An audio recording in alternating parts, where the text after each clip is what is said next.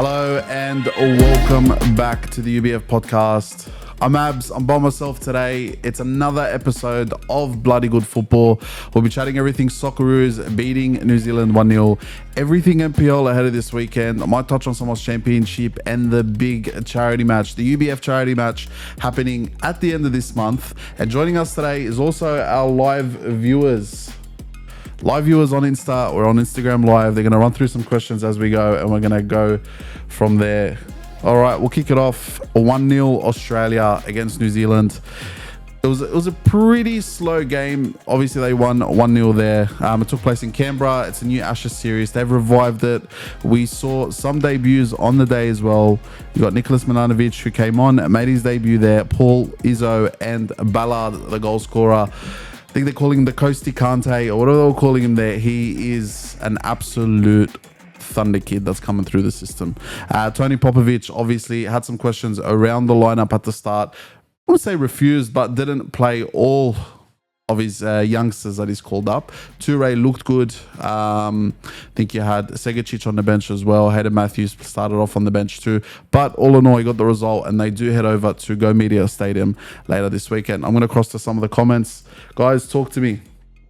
What questions do you guys have ahead of the Socceroos? Let's go. I'm sure there's a question that'll come in.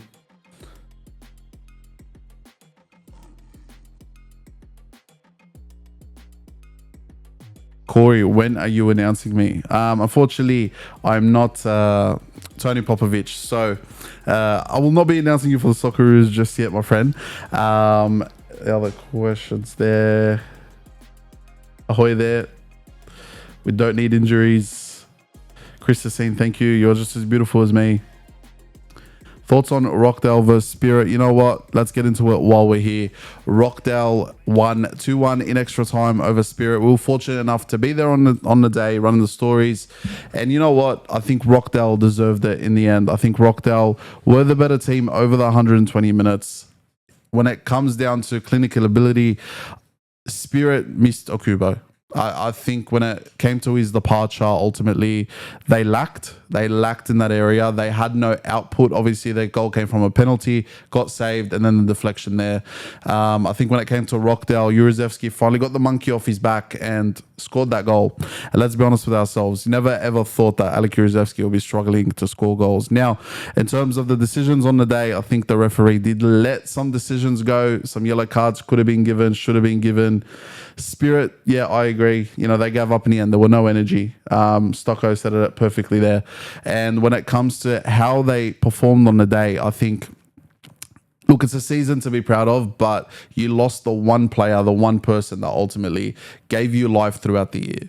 And not having a replacement for him, you know, they did well in the end. Rockdale, you know, were obviously too strong, but Spirit, you know, in their namesake, showed that they were able to compete. But ultimately, competing is not enough when you get to the pointy end of the season. Rockdale had that class. You had Ali Ugla, who looked really good on the wing. And then you had on the other side, Moody Najjar, who proved himself in the end, scoring the winner right at the start of extra time. And, you know, Alek Jurezewski, he doesn't need an invitation to score the goals that he does. So I think all in all, it was deserved. On the other side, you know, let's be honest with ourselves. Marconi, Apia could have gone either way. Both sides had their chances. Both sides could have put it into the back of the net. You know, very early in the game, obviously, Apia broke the deadlock. You know, you had Kelly ended up scoring as well. Marconi, on the other hand, I think would be disappointed with their season. I think having sat in first place or within, in and around first place for most of that season, fell off a bit with their form, and then come the back end of the season, I think they plateaued a little bit. They just didn't have that oomph that they had at the start of the year. That team that was so hard to beat, so hard to break down, I think eventually lost energy. Madsen, I wanted Marconi to win. Unfortunately, that wasn't the result that happened on the end of the day. Yeah, I think Apia deserved it. Apia, as Franco would say, love to play their sexy football.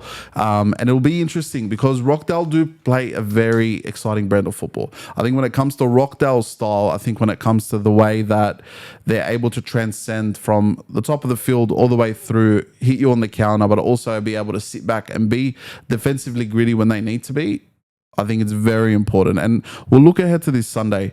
Obviously, Rockdale are known for their attacking quality, their recovery speed, being able to go up and down as a team. They like to almost shift into a 4-4-2 at times. So they do make it hard for their opponents, quite obviously. And then Ali Kurzewski, again, doesn't need any introduction, will play a big part. Now, the last time they played, I believe the game finished 4-3, if I remember correctly. It was either that one or the one before, and they have not beaten RP, I believe, in the last 3 games. And then the last time that they went and played at Jubilee was in the Waratah Cup final, which they lost to RP too. So Rockdale are, I think at their best when their back's against the wall. And when they do come into this game, they're definitely, I think, the underdog.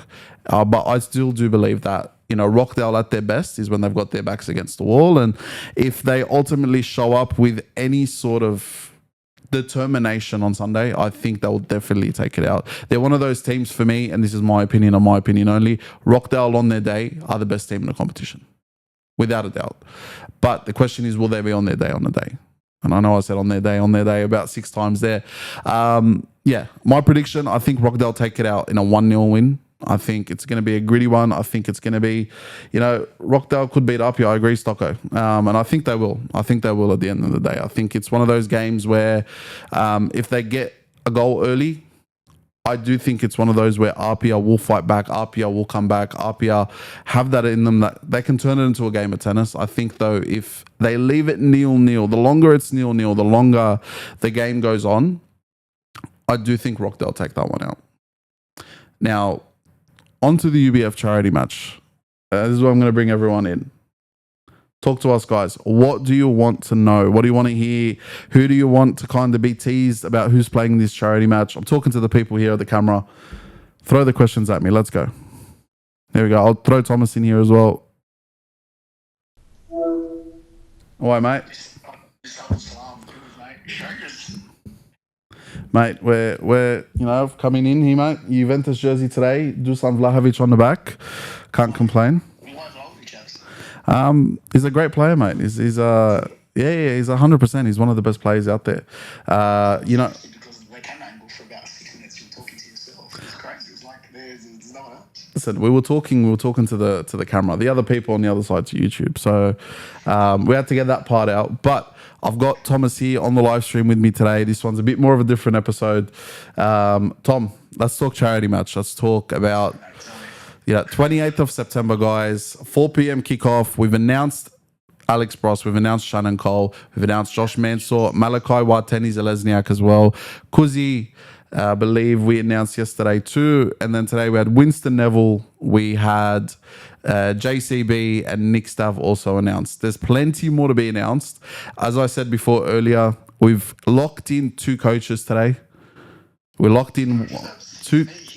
No, it's not you, unfortunately, Thomas. You're too good to coach these teams. It's a step down for you. Yeah, 100%. I'm going to explain to the people a little bit about this charity match. I think a little bit of a story as well. I think we've picked these 2 charities, the Heart Foundation and the Cancer Council. They both mean a lot to us. Obviously, we've had family members, friends as well that have dealt with both causes, and we couldn't have picked 2 better charities. And credit to the charities, they've been very good to work with as well in terms of helping us set up on the day and represent the 2 charities too, helping raise funds. On the day itself, some of the names we're looking to lock in and some that we've locked in as well. You're going to be very excited. Some potentially you're going to be like, how on earth have you roped them into playing into this charity match? Tom, anything else you want to add? Yeah, it's funny. Sorry while you're talking to your monologue. It's funny, we've just got Brendan, my boy, and KG having a bit of a, do you want to look at their messages? Is there any proof to that argument? No, potentially, but no. Where do we go from there? How much are the tickets? Look, not finalized yet, but anywhere between $10 to $15 is what we're looking at the moment. The lads, Nui Jets, wink, wink. As another one there. Anything else, Tom? Any other questions we should address on the episode today? This one's a bit different. We're live streaming while we're filming. I thought, let's shake it up a little bit. Analytics at home doing uni. Guys, just an update.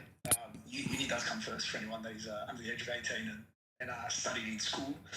university does come first. Isn't that right, Mr. Salami? Correct. As Thomas just said, you may have not heard him. Stay in school, get your studies done. Two of the three UBF members here will be able to vouch themselves as educators. So yeah, stay in school. Bo just asked a question: will the event be live streamed? Yes, it will be live streamed on the day. We've got a multicam system set up going on. It'll be live streamed on the UBF podcast channel as well. So stay tuned for that. There's going to be some sponsors on the day. We've got some food trucks coming down there too. So yeah, it's going to be cool. It's funny, I've got Mr. KG. I thought KG was possibly involving himself in the event, and then he just goes, "Maletic, are you under 18?" KG will have a chat. Thomas is not under 18, Mr. KG there. Look, what we'll try to do is I'll send this live stream to Julian, and then Julian will add this live stream on the side. This will be interesting. It's good. Look, I'll come back to the live stream in a second. In terms of the rest of the Aussie football, that's pretty much been it this week. I think obviously we've got the NPL final on the weekend. We've talked about the Aussie squad as well. We've talked about the 1-0 victory. It was a great result, I'll tell you that. Like we said as well, some great debutants. Milanovic, Izzo made his debut. Ballard, I believe, came on as well.